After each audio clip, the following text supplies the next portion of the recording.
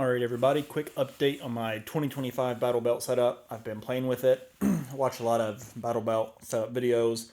A lot of them kind of seem to be more or less the same, so I want to talk about mine. It's a little bit different. My main goal is to keep it light and flexible.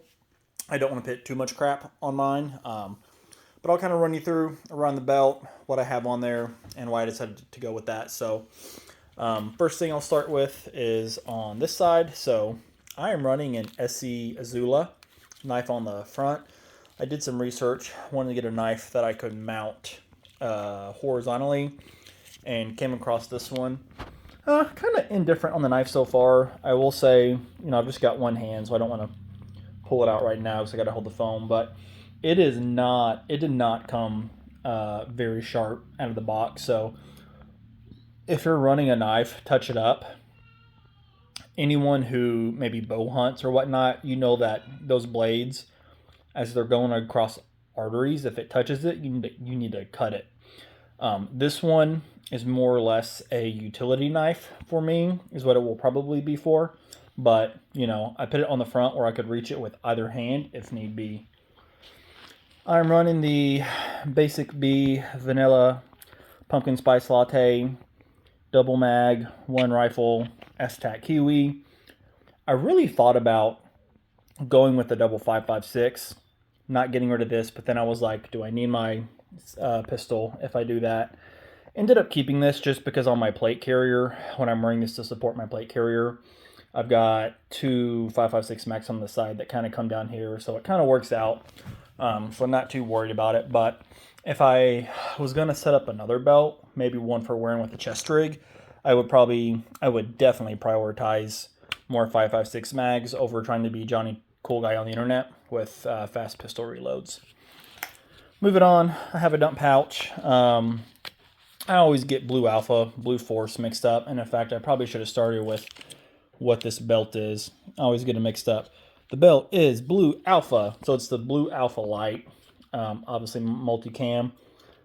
I want to say this is Blue Force who makes this one, but I don't know. So the knife is all I've added since the last video on the front until this point.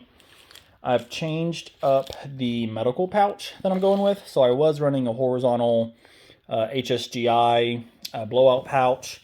It had a North American Rescue tourniquet on one side and a Gerber strong arm kind of mounted on the other side. I noticed that when I leaned up against stuff, I just felt so off balance. So I wanted something I could kind of pit in the middle. It was between this and again, I get it confused, Blue Force, Blue Alpha, whatever. Trauma kit now. Ended up going with this one. I like it so far. The one downside I've seen is these trauma shears. It was so hard to get these in there, and consequently they're very hard to pull out. So these are the 7 1/4 size, I think, whatever trauma shear, and I see they kind of stick out there. I'm going to try some of the 6-inch ones and see if that makes a difference. Perhaps I'm just too big. Anyways, moving on, but I've got that loaded down with your typical IFAC stuff. I've got the Warrior Poet Society punch dagger, which is really just a rebranded Shivs punch dagger, whatever you want to call it. Again, it did not come from the factory super sharp.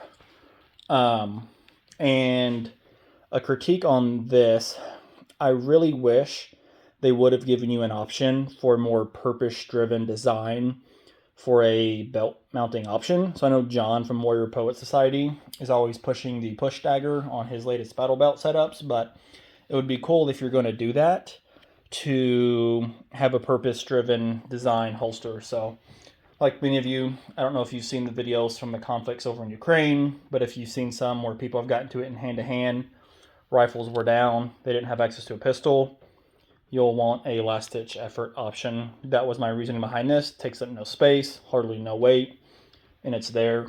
Worst case scenario. Moving on, again, Basic B, Vanilla Pumpkin Spice Latte, Safariland 6354 DO, Glock 19. I don't have an optic on it. I'm actually kind of going away from optics.